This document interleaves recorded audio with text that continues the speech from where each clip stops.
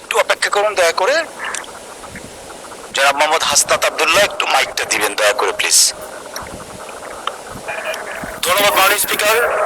আপনি এখন যে মুহূর্তে আমাকে অনুমতি দিয়েছেন কথা বলার জন্য, ঠিক সেই মুহূর্তে আমার দেবিদ্বারে তিনজন তরতাজা মানুষ কিছুক্ষণ আগে মৃত্যুবরণ করেছে এবং তাদের এখন জানাজার প্রস্তুতি নিচ্ছে এবং এটি দেবিদ্বারের প্রতিনিয়ত ঘটনা।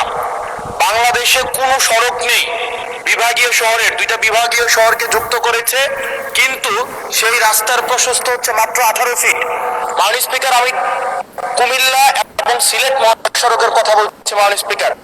এবং সিলেট মহাসড়ক যেটা ময়নামতি, দেবিদ্বার, জাফরগঞ্জ, কংসনগর হয়ে ব্রাহ্মণপাড়া, কুটিচমোহনী গিয়েছে, এই রাস্তাটা একটা মহাসড়ক যে রাস্তা দিয়ে 10 লক্ষ মানুষের যাতায়াত এবং যেটা দুইটা উপজেলাকে ব্রাহ্মণপাড়া, বুড়িচং এবং দেবিদ্বারকে সংযুক্ত করেছে।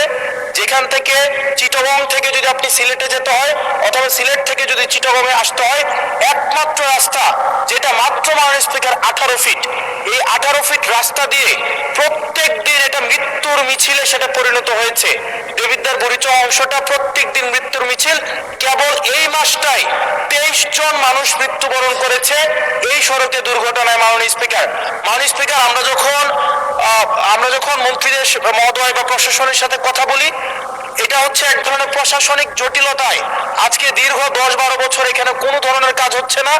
আমি আপনার দৃষ্টি আকর্ষণ করছি, আপনার মধ্য দিয়ে মন্ত্রী মহোদয় নিশ্চিত করবেন কি কবের মধ্যে এই মৃত্যুর মিছিল থামবে এবং এই মহাসড়ককে, এটা লাইন অফ ক্রেডিটের আন্ডারে 6 লেনে হওয়ার কথা থাকলেও এটা মাত্র 18 ফিট হয়ে আছে। মাননীয় স্পিকার, এটা আমি এলাকায় মুখ দেখাইতে পারি না।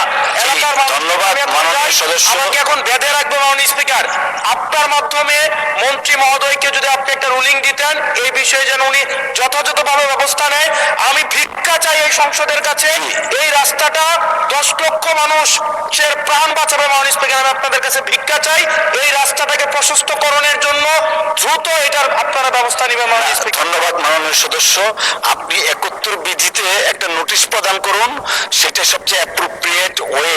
তখন মাননীয় মন্ত্রী জবাব দিবেন। আপনি সংশ্লিষ্ট মন্ত্রী যখন জবাবটা দিবেন, it will work upon the procedure. আমার মনে হয় আপনি 71 বিধিতে একটা নোটিশ দেন আমাদেরকে প্লিজ। Thank you. রাষ্ট্রপতি ভাষণের উপর আলোচনা অব্যাহত আছে। মাননীয় সদস্যবৃন্দ আলোচনায় অংশগ্রহণ করবেন লালমনিরহাট 1 আসন থেকে নির্বাচিত মাননীয় সংসদ সদস্য জনাব মোহাম্মদ হাসান রাজীব প্রধান। জনাব মোহাম্মদ হাসান রাজীব প্রধান, আপনার সময় 7 মিনিট। ধন্যবাদ। বিসমিল্লাহির রহমানির রহিম। মাননীয় স্পিকার, আপনাকে অনেক ধন্যবাদ এই মহান সংসদে কথা বলার সুযোগ দেওয়ার জন্য। মাননীয় স্পিকার, আমি আজকে এই মুহূর্তে স্মরণ করছি স্বাধীনতার ঘোষক শহীদ রাষ্ট্রপতি জিয়া রহমানকে। আমি তার রুহের মাগফিরাত কামনা করি। আমি স্মরণ করছি বাংলাদেশের আপসীন নেত্রী, যার অনেক ত্যাগ এবং তিতিক্ষার ফলে এদেশের গণতন্ত্রে এগিয়ে গিয়েছে, সেই নেত্রী বেগম খালেদা জিয়া, ওনার রুহের মাগফিরাত কামনা করি।